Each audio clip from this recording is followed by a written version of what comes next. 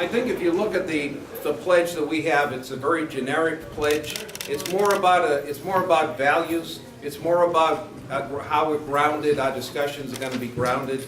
You know, when you look for equal pay and you look for raising the minimum wage and you fight for things like better colleges and better schools, I think those are values that we're asking people just to say we agree, and that we want to make a statement as those people endorsed by organized labor. We want to make a statement, and that's essentially what we're asking people to do today.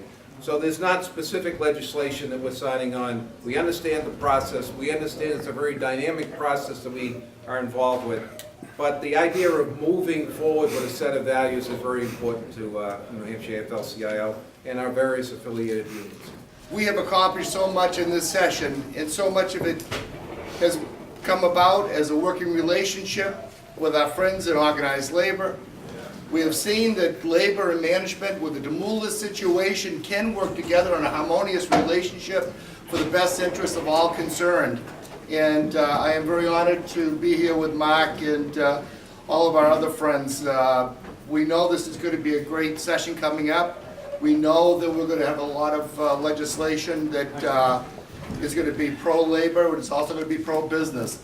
But we will never pass right to work in New Hampshire.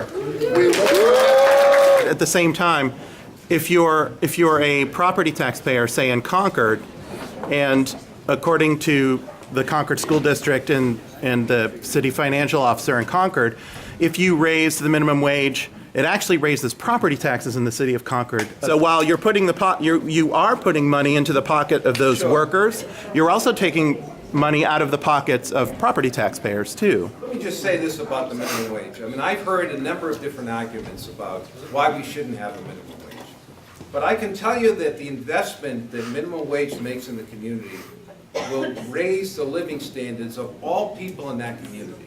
That while the taxes may inch up, what you also have is wages inching up.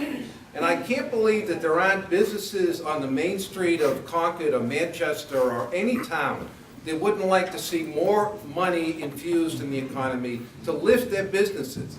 And quite frankly, if the money is coming in from minimum wage workers, if there's more money in the economy, it's going to lift all of those people's businesses up and down main streets all over the state of New Hampshire. So that's what we're fighting for.